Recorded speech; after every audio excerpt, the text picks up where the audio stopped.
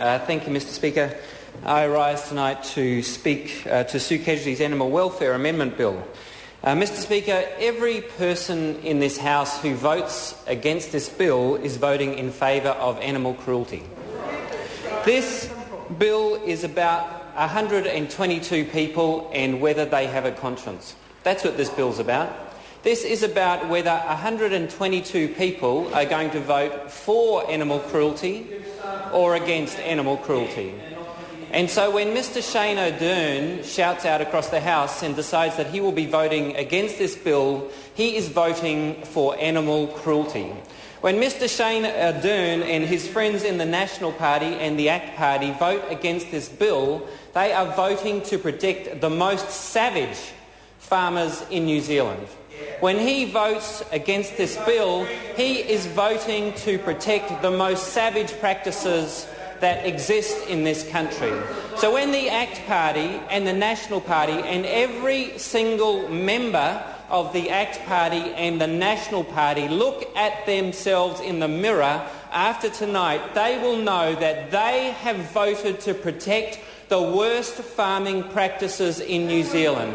The National Party and the ACT Party and every single individual member of the National Party and the ACT Party will have voted to protect the worst and most savage practices, the worst treatment of pigs and hens in our country.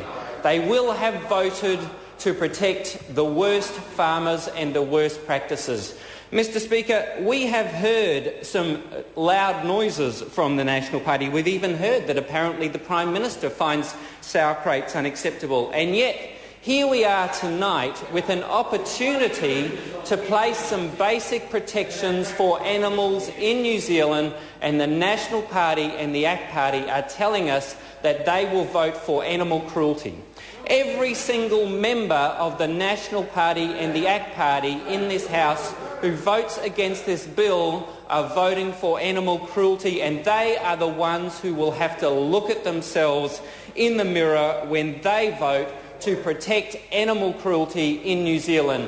When they vote, instead of voting to support the best farmers, instead of raising the bar to make it to where even the average farmer is, what they're doing is keeping the bar at the very lowest level in order to protect the worst farmers, the worst farming practices. Instead of saying there are lots of great farmers in our country who have great animal practices and setting the standard to support those farmers, instead they are undermining the best farmers who invest in the best practices, which might cost a little bit more money, because those farmers have to compete against the worst farmers that Shane O'Dern is protecting by voting against this bill when he votes in favour of animal cruelty in Aotearoa, New Zealand, because that's what he's doing when he votes against this bill.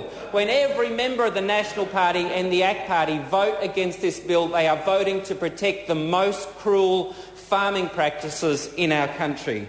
Now, Mr Speaker, it does not have to be like this. New Zealand has moved on, and even though the National Party and the ACT Party don't understand this, people in New Zealand want to protect animals.